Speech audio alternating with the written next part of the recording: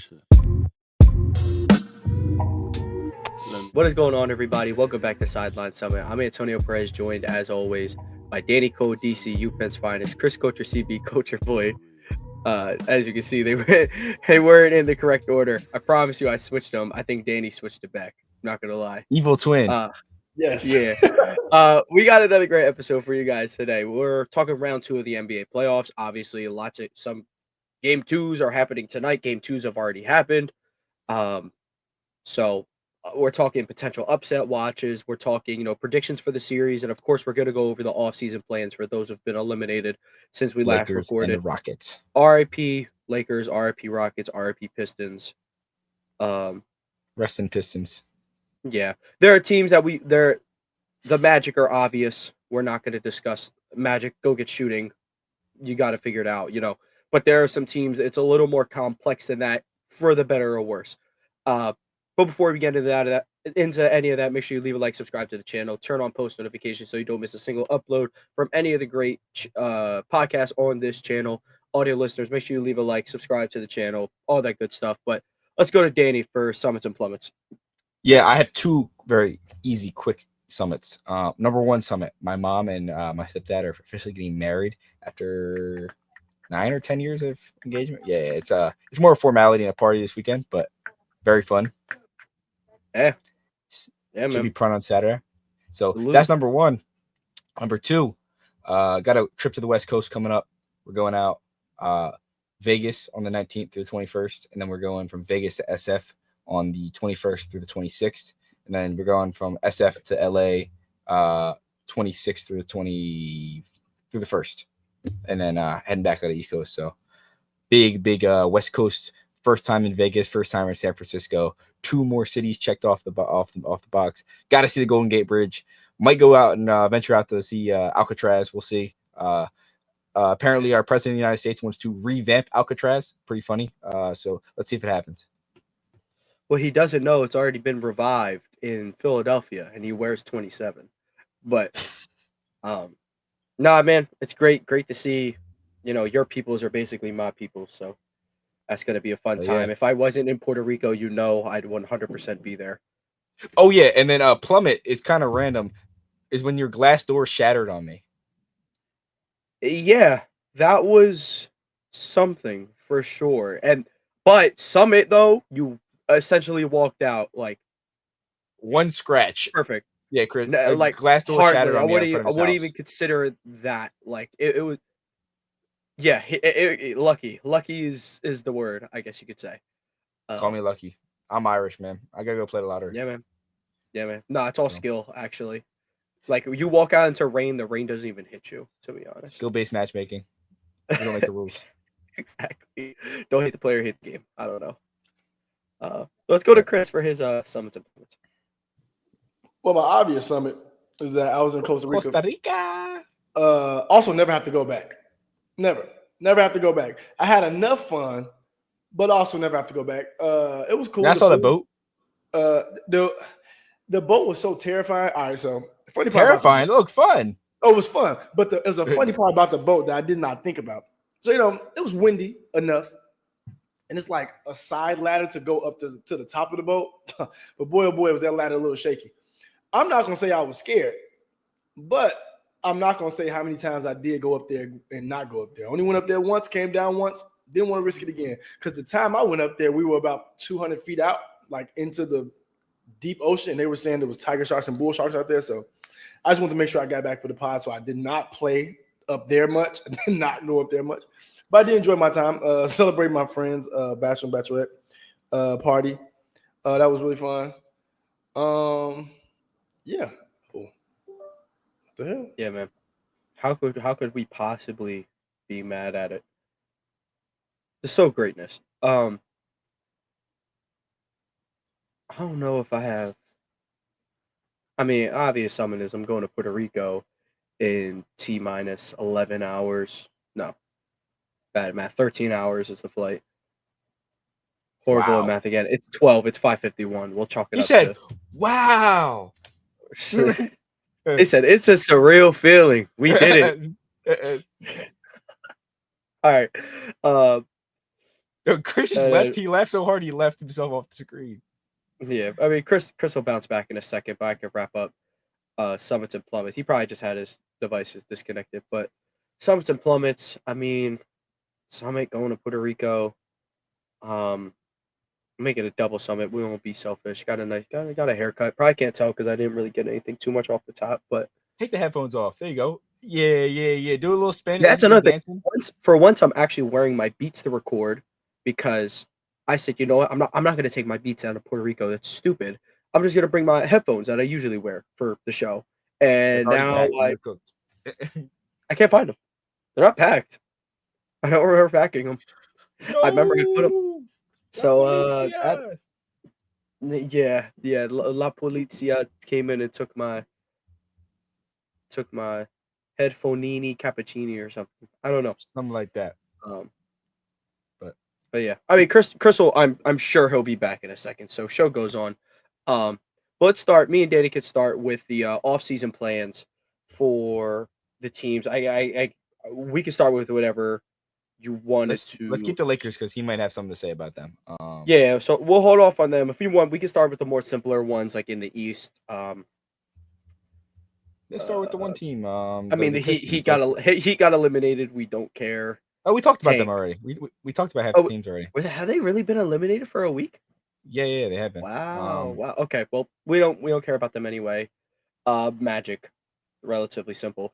Go out and get shooting, which was the goal last offseason, which is why you pick up Kentavious Caldwell-Pope. But I think we talked about the Heat and the Magic.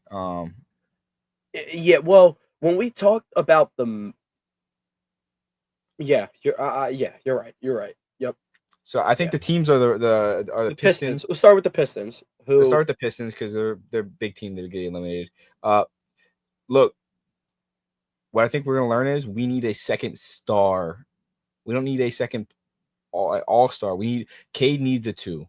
You can't just outgrit every team, especially if it's gonna be the Knicks. They're gonna play gritty basketball right back at you. So one thing I've learned, they need a star next to Cade who can create. It's not Tobias Harris. And you got pieces, you got young talent, and kind of just let your guys develop. You're young, you're way ahead of schedule. Let it happen naturally. Yeah, I agree. And the best part about Cade is him. It's too early to decide with Cunningham whether he is is he the number one in a championship team. The early upside tells me yes. So you can go get a star with that won't absolutely break the bank. If you can go get Devin Booker, okay, sure, let's do it. But I agree. It just has to be a star, some caliber of star. Then we can test the waters to see, all right, Cade, can you be the one on a championship team? I do disagree. Tobias Harris can be your second star on a championship team. You're a hater. Just because Embiid couldn't do it. But, I mean, Tobias played great this series. Really happy that he's going to be on the team next year. So that's a good one. Really interested to see what they'll do with Malik Beasley. As important as he was, I don't know how much money you want to re-sign him for, especially with, Duren, Ivy, contracts are on the way and whatnot. I was really pleased with Duren, especially in the short roll game this series. So, I have to agree that one of their mainstays was their depth. Got to find a way to maintain it. Otherwise, it's all about getting that second star. So, yeah, I agree. Whenever Chris pops back in, we'll just we'll loop back around. Awesome. Yeah, switch back and we're good. Yeah, Chris. The only ones we really talked about, we kind of course, we already talked about the Heat last week. Magic, good shooting. We were just talking about the Pistons, talking about maybe feeding for that second star, maintaining depth. What do you think they should do this offseason? Should they be super aggressive because they have leaped into their window, earlier than expected, or should they not rush it because, you have time with how young your stars are, like Ivy, Cunningham, and Duran? Yeah, I think for the Pistons, I take the Pacers approach that they took a couple years ago when they picked up Siakam. I think you add a second guy to your first guy. I would this may sound crazy, but I think you check in on the availability of Anthony Davis or a Devin Booker. We talk about Devin Booker, yeah. Yeah, a real 2-or-1 to where K doesn't have to do all the scoring, playmaking. I know Ivy was out, so that put a lot more on him. But I like a Devin Booker or Anthony Davis, like an actual superstar. I think you strike while the iron's hot. Pistons haven't done much in the last long time. Giannis. 2018, 2019, Blake Griffin. God bless your soul, man. You the dark blue back Motor City Pistons jersey. basketball. The dark blue Motor City jerseys were elite, by the way. But yeah, I think you make a leap to get a second guy, or at least try to, at least get into the mix of it, because you've already got vets over there who are under contract for the most part for the next year. I think it'll be the time either A, move some of the young talent with some of that veteran money and really go get a guy. I think they're a couple steps away from really being a second round real contender in the East. I think they could have won this series had they not choked away a couple games just off inexperience. But another year of experience, like another player, they could really, really, really be dangerous, especially if a team like the Celtics are going to have to lose a guy or two because of just money reasons alone. I think the East can be a little more wide open. I think they can have a chance. So I would strike while the iron's hot if I'm them. Yeah, put Peyton Pritchard on that team. Hey, I don't dislike it. Okay, because let's say he's in place of Malik Beasley. The shooting, there is no shooting drop off. They were relatively the same shooter this year. So. And I promise you didn't sign Malik Beasley for defense. Not saying he was a cone this year. I'm just saying certainly he won't be missed on that end. We'll put it that way. That's for damn sure. Yeah, but he was real good. We were talking like, how do we even handle said contract? My last question for you guys, at least Pistons related. Do we need a jersey rebrand? Will that be critical to winning a championship? Yes, the green and the red Pistons with the piston and with the actual piston, yes. We need that back expeditiously. They have it as like their alternate this year, but we need that back expeditiously. I would say that, or like you said, those navy blue Motor City jerseys. Oh my God, that's a fire. Not mad at that. Just saying. Yeah, even the red one, the red like with the little blue like on the side panel right here. The Pistons low key have a nice collection of jerseys. Low key. Yeah, I don't even hate their current ones. They're just a little outdated, like the Magic. Yeah, like the Magic, Orlando Magic. Bring back those fire team, jerseys. By the way. Yeah, Tim Hardaway. And Book is like from the Michigan area before Mississippi. I think that would be the guy. Like, if you can really pry him away, I think you give damn near whatever they ask for outside of Cade and Duran, because I think you need those two blocks, your point and your center. But I would damn near do whatever, like give up whatever they ask to get Devin Booker, because I think that could be especially in the East, I think that could be the thing to put him over the hump. Like the Towns to Jalen Brunson and the Knicks move, like that type of thing. Yeah, and my thing, if it's Booker at the very least, Booker and Cunningham automatically become the best backcourt in the NBA. Off the top of my head, I see no competition. Not Garland and Mitchell. They'd probably be second. Maybe second to Book and Cade if that was to happen. I would say Mitchell. And here's my thing. Cade is an excellent defensive guard and was really good in this Knicks series. Devin Booker can be a little up and down when engaged. I do like him defensively. Garland and Mitchell are relatively hopeless because they both are undersized for their Garland's a fine height for a point guard, and then Mitchell is undersized shooting guard. So yeah, hence why Tyrese Halliburton is giving them hell. It doesn't help that their first guy off the bench is also suspect on defense. But nonetheless, we can move on to the Los Angeles Lakers. Yeah, Chris, you get for Chris to come back for. Yeah. So we are going to kick it to you to start. Yeah, Chris can lead the way, and step number one being blow the team up, move it to Afghanistan. No, I was playing.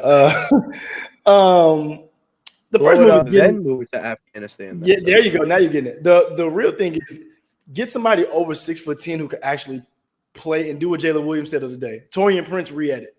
Jump up there, grab more rebounds than the other team, and come down with it and secure it. That's what they need to do first. And I think they need more. Okay, you took the Luka route for Josh Hart. I would cry real tears if in a happy way. Luka, you got to take the approach the Mavs did. Luka's your guy now. You have to build around him. The best bet for the Lakers is LeBron not coming back, because then he opens up more money to really go move around and do what you need to do around Luka for the next 4 to 5 years, however long he. LeBron retiring or LeBron going to a different team? Oh, just going somewhere else. Like I'm just saying their best bet as far as money wise, because he's going to command 40 plus, close to 50, I'm sure. And I wouldn't take a discount for this team. I wouldn't. So I think just for them, their sake, I think it would be moving on from LeBron personally. But not that team LeBron's going to be back there. So I would say getting a big, a real big. I'm not saying Nick Claxton, because Nick Claxton getting paid almost $30 million to Mark Williams. He would have been perfect. It's almost like that was a great deal. And it's almost like Dalton Connect didn't play anyway, so whatever. But getting a big, a real big, I think a veteran big, a lob catcher. I think someone feasible and realistic, like a Clint Capella, somebody like that. No, if they did a Joel Embiid trade, the Lakers will be in purgatory for the rest of their life, and Luka will leave and go to the Nuggets with Jokic. I just want them to know that. But I think they need a big. They need a big, and I think they need more actual 3-and-D wings and guards. They need players who can do both at the same time, not have to take one off the court for defense and take one on the court for offense. So then they need that in bigs, kind of like what the Mavs thing was. You already kind of have your second ball handler and your third guy. I think you need bigs and 3-and-D wings to continue to build around Luka. I think that's just pretty much what you got to do. What I'm hearing is we should merge Rui and Vando. Finney Smith. Or merge. Oh, yeah. Ooh, Rui and Vando. You merge Rui and Vando. As underwhelming as it sounds, you are just getting OG Anunoby. And that's low-key lit. That's about as perfect of a candidate you can put next to Luka Doncic as possible. I swear to God. So especially with the way Luka for Jalen Brunson. So, Luka for Jalen Brunson. Who says no? Not me. I need Luka back in my not back in my conference. I want him in the East. I will say I'd rather deal with him than Jalen Brunson. I'll put it that way. It'd be crazy if a team had Jalen Brunson and Luka at the same time. Imagine, oh my God! And they played in Dallas. Imagine you had season tickets. Yeah, and imagine they had those two, but they also had a 7-footer who shoots 38% from three. And they decided to sit him they could barely win a playoff series. Oh no, I want Rick Carlisle arrested. He decided to sit Kristaps and play Kleber in that series. I don't know if y'all remember that. That's why Kristaps was out of there. He literally set him and played Kleber. Now Kleber did win a game for him, but that's just malpractice. Kleber's ass. I don't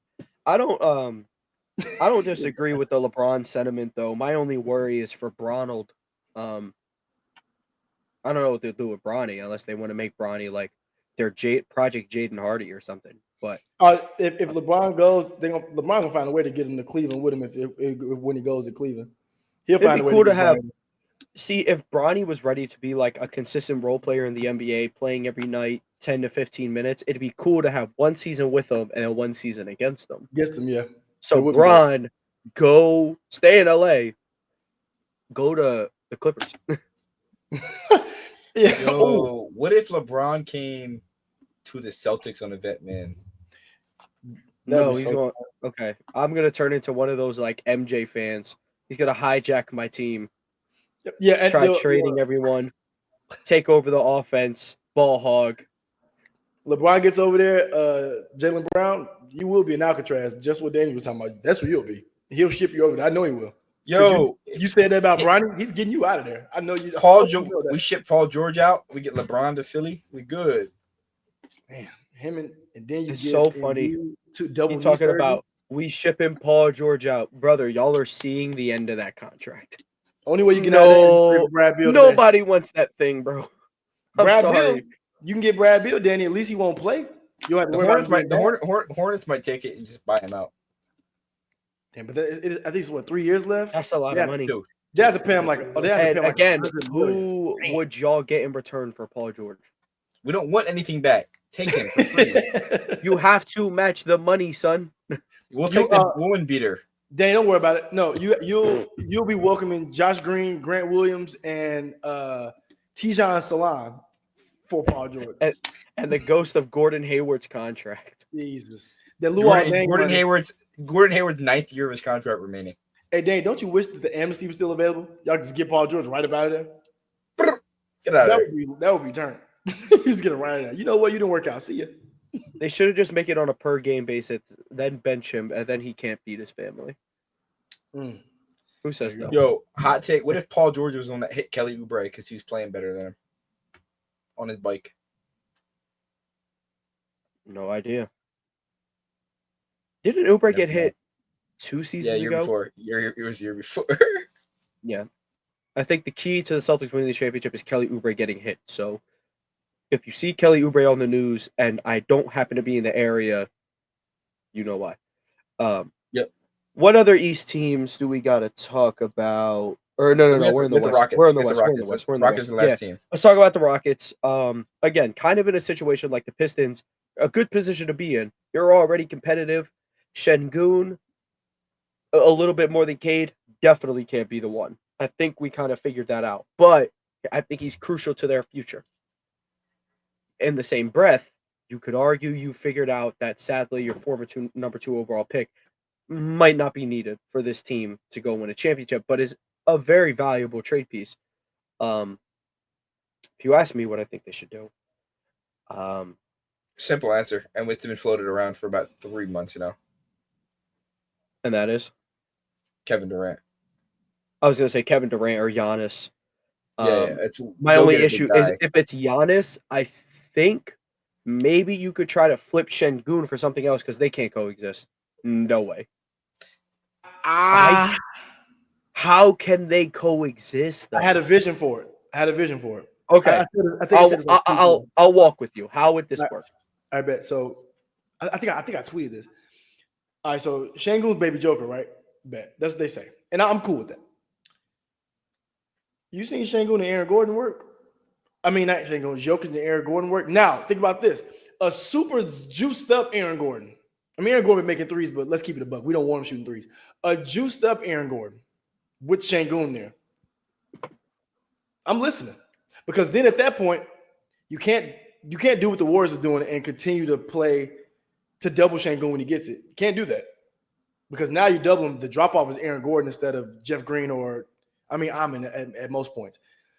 I want Giannis there. Especially Amin's going to be my point guard.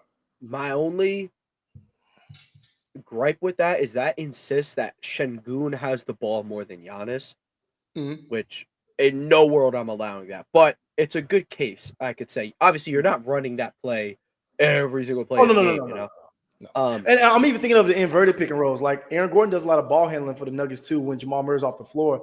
And I think a Giannis Şengün pick and roll is terrifying because of Şengün's passing, his mid-range scoring, his post-up ability. I think that's deadly. So I think it unlocks Giannis a little more. Like this Giannis we've seen in his last series with no Dame.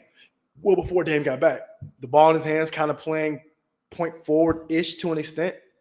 I think that would be the way you can keep Şengün, but I'm down too with moving Şengün to get something. I'm down. I'll say this though: if it's Şengün and Giannis, I think Giannis he's gonna have to look in the mirror and accept he's a center. Yes. Alpe's gonna be the 4. Giannis will be the 5, and now we're in this great era of skilled 4s and 5s being able to play together. Yes. Of course, you keep Amin on the team. Duh. Yes. That like okay, just. Talking that series, like, a little off track. Amin Thompson is so unbelievably good.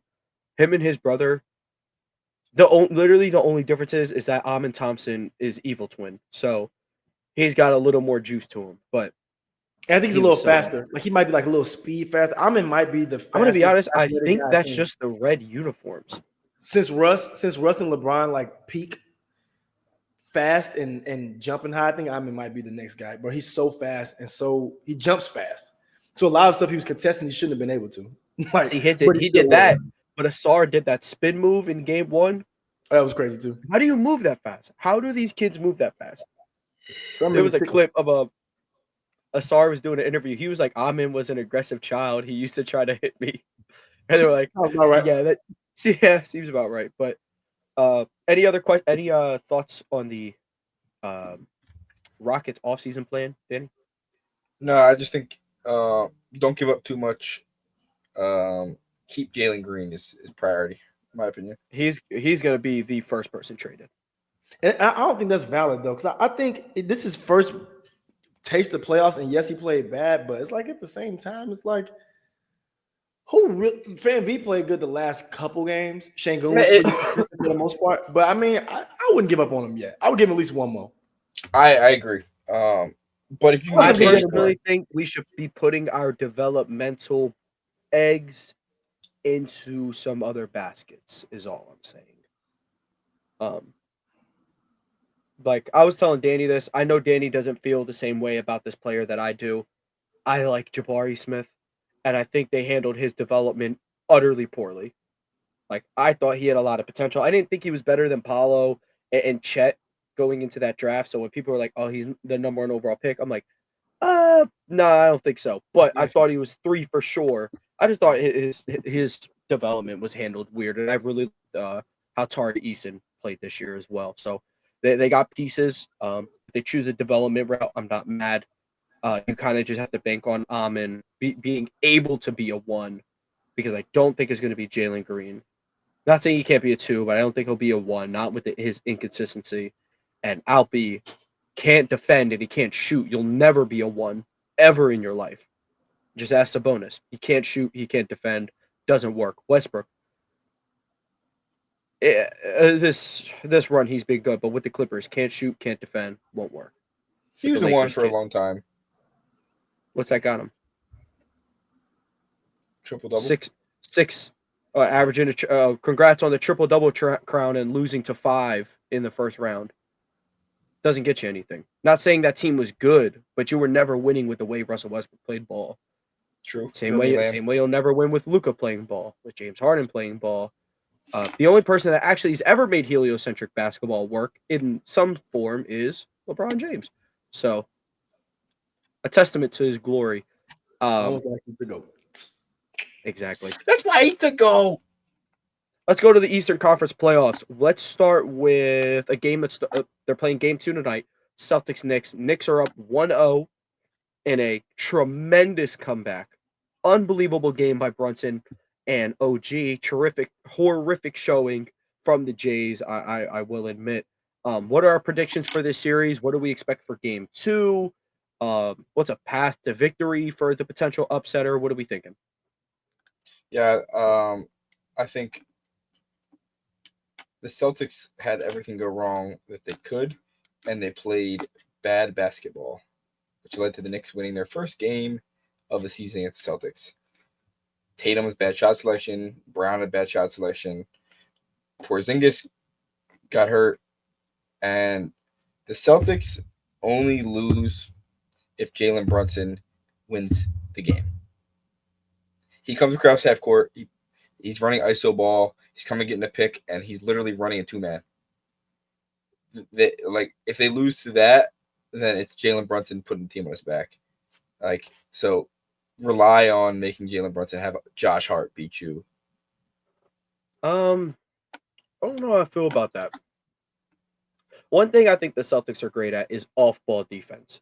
Besides a certain someone's not good at it. But I would prefer that Jalen Brunson have 47. OG can't have 20, what do you have, 25, something like that? That can't happen again. I was telling Danny about this play. Jason Tatum's guarding OG Anunoby on the post. Jason Tatum can guard OG Anunoby. I'm not worried about that whatsoever. Jaylen Brown still decides to leave 38% three-point shooter Mikal Bridges wide open. OG, someone who's not a stupid basketball player, kicks to Bridges and banks in a corner three. Whatever. But, why? Danny, what play does that sound like? Game 4, 2023. Game 4, B drives, kick to Harden. Splash! At least that one is reasonable because it was Jason Tatum guarding the league MVP Joel Embiid. That's a little different. Thank you, league MVP. Even so, though, you guys are up 2. Why are you giving up 3 for 2? You have an opportunity to still tie the game. Now you're losing. So I don't know. Complete blunder. Jason Tatum was also. Complete why did they not call timeout? They're an idiot. Joe Mazzulla doesn't like timeouts. I don't know, but that's dude, get the ball across half court. Call timeout. Which game are we talking about? 2023 stretch. No, this year. Oh no, they Yeah, they did. They called all their timeouts. They used every single one that they had to stop runs. They used them. Yeah, so I don't know. They didn't run out of time for a shot. Jaylen Brown just got ripped by Mikal Bridges. And Jason Tatum could be 4 for a million. He gets that last shot still. I'm about to say, I do want to bring up. You did say Jaylen Brown sold this game a couple different ways. Now, I'm hoping that you coming around and seeing he's Jason Tatum's biggest hater. Because think about this. Here's the problem with Jaylen Brown. If he doesn't double and help, guess what? Jason Tatum doesn't look crazy. Also, if he doesn't get ripped, Jason Tatum has the ball. And guess why he got ripped? Oh, because there's a bigger culprit. There's a bigger culprit than Jaylen Brown. And his name is Kristaps Porzingis has gotten how many mismatches on sub 6'4" guards this postseason? I promise you, he's shooting 20% on post ups. This is one of the most efficient points per play plays of the 21st century. Kristaps Porzingis post up. It generates like 1.2 points per post up. That's in the levels of like James Harden isolation in 2018. But he hasn't been able to score on Corey Joseph, Kentavious Caldwell-Pope, Cole Anthony, Jalen Brunson, Deuce McBride. He can never bang with Quincy Acey. Don't play. Baylor alum. Shout out Quincy Acey. Oh my boy. It's mind-boggling. I don't get it. I don't get it. We're just gonna have to turn him into Chris Bosh, I'm afraid. He would upgrade if he turned into Chris Bosh. My point is, he's going to the corner. He's going to sit there like a good boy. No more post-ups for you. Leave that to Tatum and Brown. The reason why Brown's not the main culprit, though, outside of that, he's the only goddamn person who want to put his head down. So I can't be too mad at him. Hopefully, the Jays bounce back big game 2. I still have the Celtics in. No, let me stand on business specifically because it's my team. I still have the Celtics in 5. So yes, we're winning 4 straight. 6 is reasonable. If I was a reasonable person, I'd say 6, but I'm not. I bleed green. But I had the Celtics rally and the troops bringing it home. Yeah, I was at the Celtics in 6, so I'm going to stick by my belief. It's a good pick. I'm just a little. I just want Jason Tatum to Swiss cheese the East, so I'm trying to like manifest it. And if the Celtics lose tonight, then it's Celtics in 7. Celtics in 6. You ever see the reverse sweep? The Celtics did it to the Bulls in 2016. Promise you, if Rondo doesn't get hurt, it is over for the Celtics, and they were the 1 seed too. Hey, if they reverse sweep the Knicks, I'm telling you right now, they're gonna be packing Mikal Bridges bags for him. I don't care how good he plays. He's out of there. He's out. No, he was actually worth 1 million first-round picks. If he lets That's what I say. 5 first-round picks, so crazy. Fair. Chris, what's your prediction for this series before we move on? Celtics are a better team. They have the better players. I'm not a huge Jalen Brunson fan. Definitely not a big Mikal Bridges fan. I'll stand on business. Him and other players are not good. So I got the Celtics in 7. I think Tatum snaps out of it. And by snap out of it, it's not just missing shots. I mean, you're going to miss shots. This is basketball. You're going to miss. Shots. I think they're going to get shot selection. Tatum falls in love with the 3 sometimes just because he knows he can without like repercussion. You know what I'm saying? Like he know he can go 1 for 10 and be like, I just had an off night. But if he does it 3 games in a row, then they'll get on his head. So I think he knows it's time to go get. I got Jason Tatum getting 35 tonight. I think he gets a lot. I think he plays really, really good. So I have the Celtics in 7. I think it goes 7. I think it goes a really, really tough 7 just because I think the Knicks are going to play hard every single game. And you really got to put them away. Because even though I'm not a huge Brunson fan, he's a baller. And the way he plays, he never stops. He never stops. He's relentless. So it puts the pressure on Derek Whites and Drew Holiday's of the world, all the people that are guarding him to really for 48 minutes.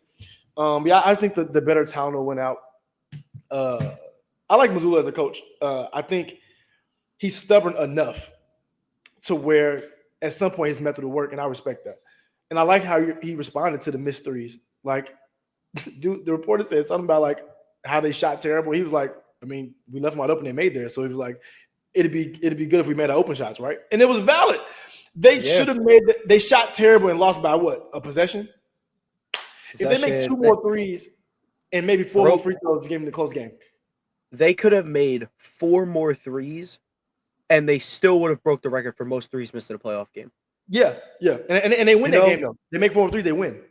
Exactly. Not only do they win comfortably and probably in regulation. But point being, he was correct. He was like, the way we got our shots were good. It was a good ball process. We got open looks. Derek White's not going to shoot that bad again. Jason Tatum might shoot that bad again, so don't hold me to that.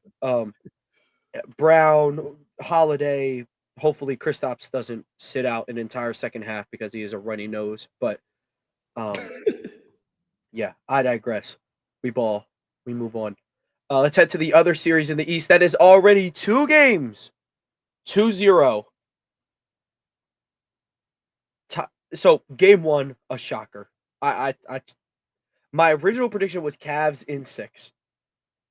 I can't switch up. I'm just gonna say Cavs in 7. Don't know how confident I am in that. But this Pacers team is stubborn. People were like, why are the Celtics fans treating Tyrese Halliburton and Andrew Nembhard like they're King Von? Because they are. These guys are insanely good. Andrew Nembhard shot 29% from 3 in the regular season. I think he's made 4+ threes in each of these first 2 games. Or he's done it 4 times in the playoffs so far. The epitome of a riser. He's so good. Tyrese Halliburton, I mean, I don't know what to say. He might have the clutchest gene in the league. Like, when's the last time you seen him miss a game winner? Or like a shot? 10 for 11, 10 for 11 on go-ahead to tie or go-ahead shots in the final 2 minutes. He is a beast, man. He's such a beast. And the Cavs were hurt yesterday. That doesn't excuse you blowing that lead. It doesn't. I'm sorry. Mitchell had 47. We're looking at, or no, he had 49. Me and Danny are looking at, what was it? Only a plus 1,000 for Mitchell to score 47. Crushed it. Crazy. Danny, I think you're on mute. But yeah. Yeah, I'm on mute. It was 47 to go plus 1,000. That's saying he has 10% chance to do that, and he's cruising. Yeah. I won't harp too much though. Yeah, you put $10 in, that's 500. I mean, it's 100. $50, it's 500. That's a yeah. And he did that. And he got hobbled. He got hobbled. But I won't harp too much. If either you guys want to go talk about what you've liked about the series so far, how many games you think the series going, and whatnot. Give me the Pacers in 7. I don't like the health of the Cavs right now. Donovan Mitchell's playing injured, as you can see down in the fourth quarter.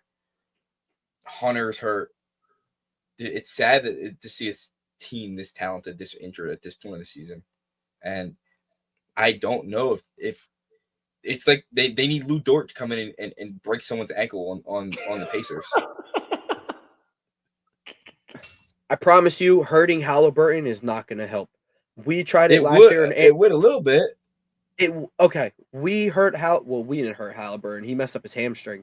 He missed the last 2 games of last year's series, and Andrew Nembhard just averaged 32 for the rest of the series. Okay, I understand. I promise you, he's on.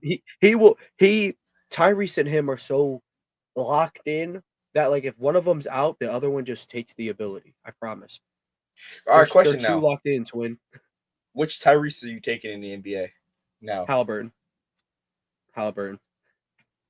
The playmaking gap is way too big for me. It's way too big. I agree. Yeah. I mean, I like them both. And I'm not mad at maybe the other one over the other. Halliburton's resume so far as a 1. It's going to be 2 All-NBA teams. It's going to be 2 trips to the Eastern Conference Finals, assuming they stand on business here. Now, trips to the conference finals isn't like, history will physically remember it, but we're not going to remember this years from now. I will, but it's just because I'm special and my team beat him twice there. That's why. Yes, we beat Demon Halliburton. Thank you. Demon Halliburton is the same as Demon John Starks. I'm not buying it. I'm taking Tyrese Maxey over Tyrese Halliburton today, because if Tyrese Halliburton has somebody he could jump past through the whole game, he wouldn't get any points because he can't. No, I'm trolling. But I'm not mad at the other way. The way I kind of see that comparison is like Jaylen Brown. I don't know what Max can really do as a 1, like in a real life. That's what I'm saying. Like, imagine Jaylen Brown as a 1.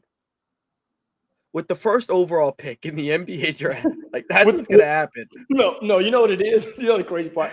Jaylen Brown is a 1. You will be playing on the first weekend of the play-in, and you will be a 9th seed. But it'll be exciting, but you will be a 9th seed. You will be in that team. Jaylen Brown playing hoops. I know he giving you a Zach LaVine level show, Oh, I baby. know he's balling. He's gonna get 50. Are you kidding? He's gonna get 50. I'm not sure they could be a one team. Maxey, Brown, LaVine, Şengün, and throw me like Jada. Jaren Jackson. Jaren, yeah, bang. That's the perfect five. That's the perfect five. Ball's not moving. It's gonna get nasty. Rebounds, no blocks, just a bunch of just stuff going on. The Pacers. So Danny had Pacers in 7. I had Cavs in 7. What did you have? I have Cavs in 7 still. Okay. Hopefully they can help. They can. If Darius Garland gets a toe transplant or something, what's wrong with this dude's big toe? He's been missing like a week and a half. And before I even say my spiel, Stephen A. Smith said, "I don't care what you do, go out there and hobble out there, bro. If his toes hurt, he can't move. And if his foot breaks because he can't move, or he tears his Achilles because you try to rush him back from a calf injury or something like that, then you'll be looking crazy. So chill on that. It's like if you jam your thumb, whole hand's useless. Yes, and if you continue to jam it, it's going to sprain or fracture or worse. So I wouldn't. But I will say, the reason I have the Cavs in 7, I just usually go with the best player in the series. I think Donovan Mitchell is the best player in the series. And I think Halliburton's next best, but I think Mobley's a pretty solidified you got third. Mobley, you got Garland whenever he's back, Jared Allen. I would say Siakam over Allen, though. Oh, and maybe Garland. Yeah, maybe Garland, depending on how Garland is, maybe. But I think the way that the Pacers play is going to work in the Cavs' favor to an extent because they play faster. It'll give them a chance to get more possessions. And when you're out there with not your best guys, the more possessions, the better because you're probably going to shoot more threes with the role players that you have out there. So I think it gives them a chance to steal one in Indy. If they can snatch back home court, they damn near could win in 6. I think Mobley plays his next game. Mobley's a huge deal. Hunter being out was huge. Hunter being out was huge. I think that was something that was kind of glossed over a little bit because they had Strus and Okoro and other guys available. I think Hunter being out was huge. So I think Hunter and Mobley enough. Them two back would be enough because I think Don Mitchell would still go that mode he went. Bubble Mitchell mode. And I think with Mobley and Hunter, I think you can really do something. So I'll stick with 7. Yeah, I'm with that. Yeah. I agree. Yeah. Let's move on to the Western Conference. Let's start with the series that's 1-0. Warriors go up 1-0 on the Timberwolves. They finished the job without Steph, and they're going to be without him on game 2 as well. My predictions before the series was like Timberwolves in 6 games. I'm going to stand on that, and that's only because Steph is hurt. But I think if they quote struggled with Houston's defense, I think the Timberwolves could give them just as hard of a time, except the only difference is it's not Jalen Green, it's Anthony Edwards. So, assuming that first game was an anomaly, he'll be back to shooting the lights out from 3 like he always has. And, and then we go from there. You got to, figure out a way to get anything out of Gobert if his matchup's going to be Draymond. But that's not going to happen. He sadly can't out-rebound Draymond. It's almost like when you have a person who knows how to rebound, Rudy Gobert won't get 30 and 20. I don't know. It's such a crazy concept when you think about it like that. It's almost insane. But he's unplayable when you have somebody who can do anything down there. No, was Shaq crazy for saying that a few years ago? No, he was right. He just said it bad. What did Shaq say? Shaq went on TNT and was like, I could go out there and get what Rudy Gobert is doing right now. Yeah, no, he couldn't. I watched his final days a decade and a half ago with the Celtics. No. Good enough to be their 5th best player, but no. Hey, I ain't gonna lie. If Celtics Shaq was playing against that Lakers front line, 20 and 10. And that's how disgusting that is, 20 and 10. Probably. Because he's playing against Kleber and people he don't even respect. He just throwing his ass at him. Alone, 20 and 10. He's throwing his ass at him. But yes, he is. That's true. That is very cool.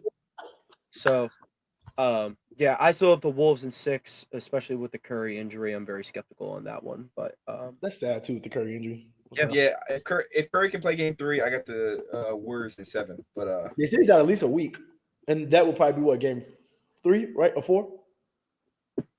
3. I think they're every other day. Oh yeah, so maybe 4. Probably 3. He might be able to play game 4. Yeah. I think if they can steal 1, go 2-2 when you have Steph Curry.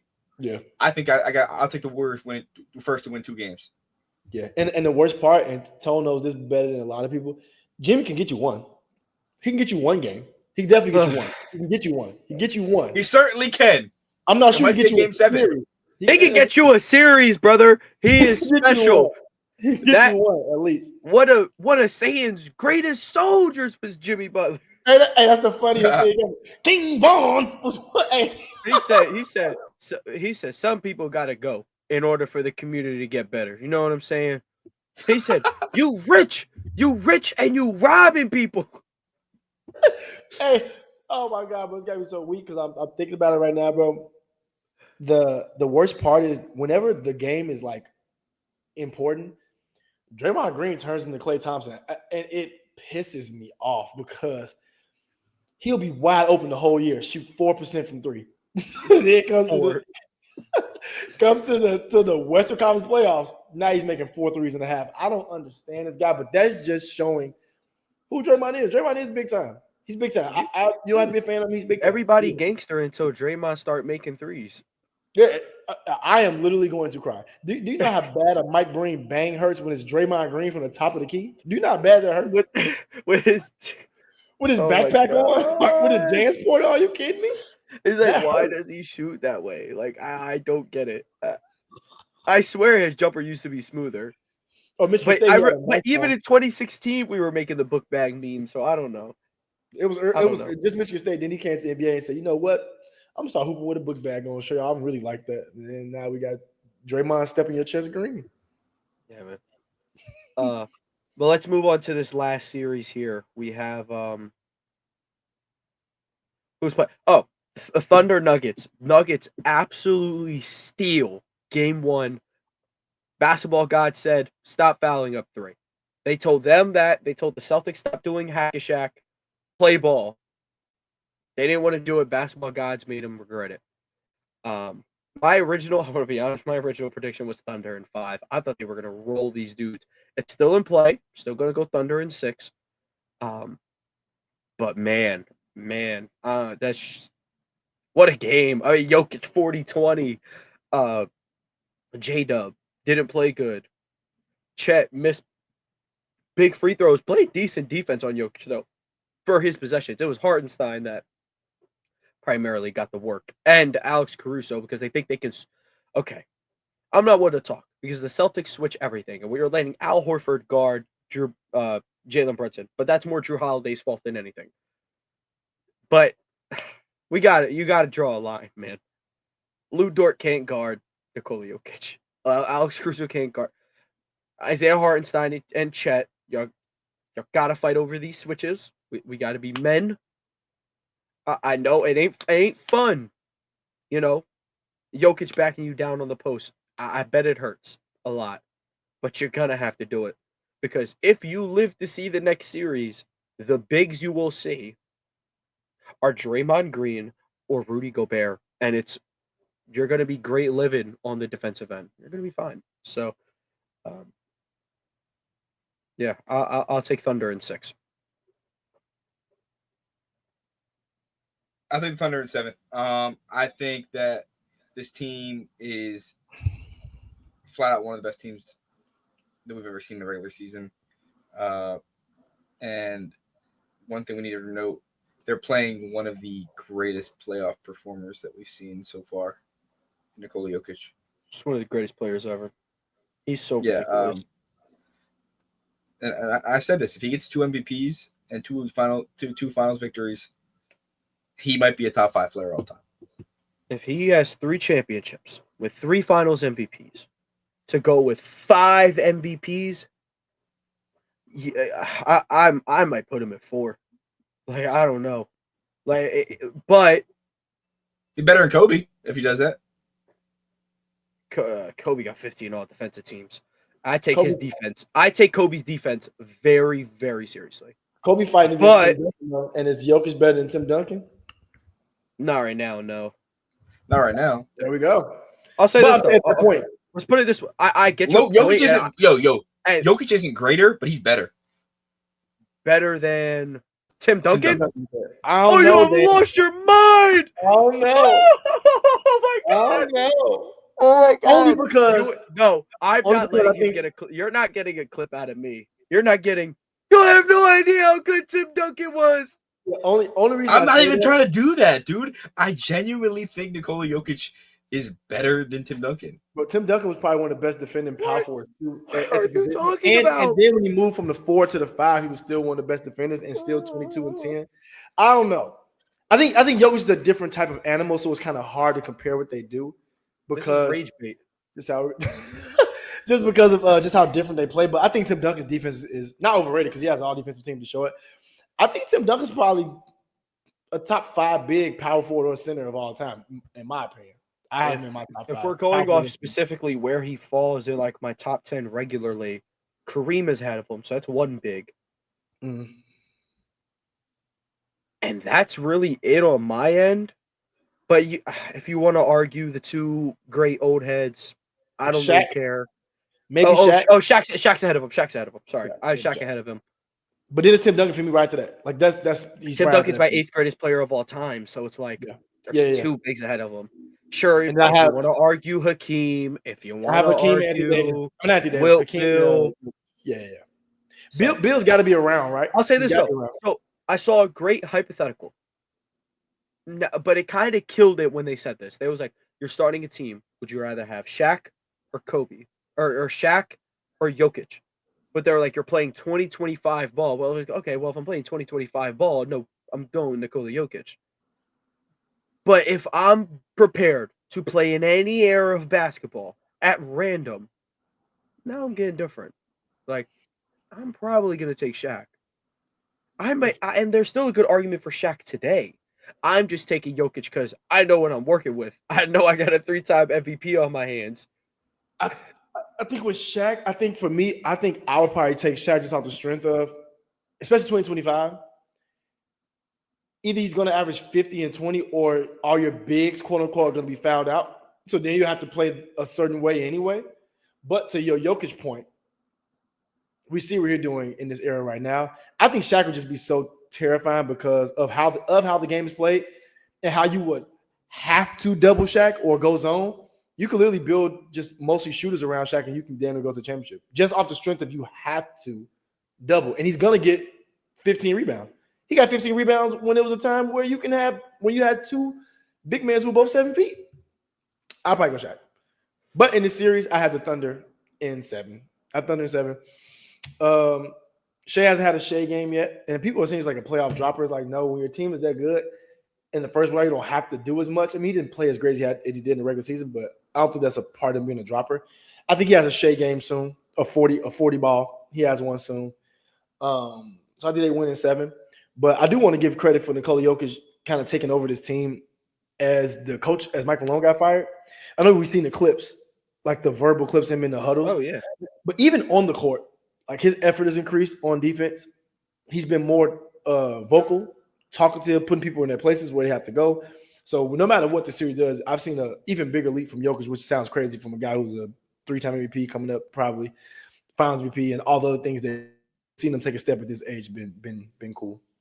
It's crazy that the best season of his career, we're going to remember it because it was a triple-double year, not even an MVP year. And that's ain't his fault. Shea's just been that good. The first person to ever stand toe-to-toe with him in the advanced analytics. So now you have like a real reason to vote against him.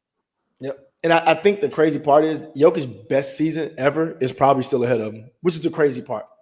Because at some point, he's going to have to do more, which sounds crazy. He's going to have to do more. He's going to have that 30, 14, and 12 season on damn near 50, 40, 90, or 50, 40, like 85. And that's going to probably be one of the best seasons ever for him. Yeah. Any player, but him for sure. Yeah. So we all practically, we're all Thunder. We're all thundered out. I did have one. Oh, okay, I did want to go back. just one real quick one. We were talking about, okay, Pistons, they need a rebrand. Magic, we need a rebrand. Well, can we admit that the Lakers not only need a rebrand, they should have never went back to these super crappy Purple, yellow, green. The purple and well, they don't really have a solid purple jersey anymore for whatever reason. They need a rebrand. Yo, their black jerseys are so fire. They are. The old Mamba jerseys, yes, those were good. They actually weren't technically even uniforms that year, and Nike. There's a special place down below for Nike because those jerseys, they were last year's jerseys, so they brought them back for the playoff run. Those poor kids, man. Poor children. But the Lakers jerseys are so garbage. They're like, it's one thing about being plain. One of the league's worst. They're garbage. And low key, the best. I wouldn't mind a rebrand, not a full brand, but like a current looking jersey with the blue, like from the Jerry West time, like that blue. I wouldn't mind that to give a little color. That black like city jersey, that Lakeshore, that is hot garbage. It's so garbage. And the yellow, it's not gold anymore. It's yellow now. It's awful. I can't believe any team that is not the Charlotte Hornets are trying to roll out gradient jerseys. Why? The Hornets can do it because it goes from purple to blue. It's still gas. Yeah, and considering who their franchise player is, he probably approved of it. So, 100%. Help design it. I know we all seen LaMelo's tattoos. We know. Yeah, dude just be getting his car. Have you seen his car? Which one? All of them look like Hot Wheels. Bro, no, that's the perfect way to describe it. You know when you're in middle school, your parents like really stop dressing you. You start dressing yourself. And you're like, yo, can I get the neon green one? Can I get the orange one? No. That's how he dresses. And put it on together. Yeah. Together. With some white glasses. Like the LaMelo literally dresses Versace white glasses with some orange highlighter shoes. Bro, that dude pulled up in a sand tan and orange Lamborghini. I said, this expensive, horrifying. And then it had a bunch of like graffiti and decal on them. Like, bro, what are you doing? What are you doing? Yeah, he's certainly a character. But thank you guys for tuning in. Again, make sure you leave a like, subscribe to the channel. Audio listeners, leave a like, follow the show, 5-star review, all that good stuff. From AP New Freezer, Coulter Boy, Amigos, DC Comics. Thank you guys for tuning in. We'll catch you guys next episode.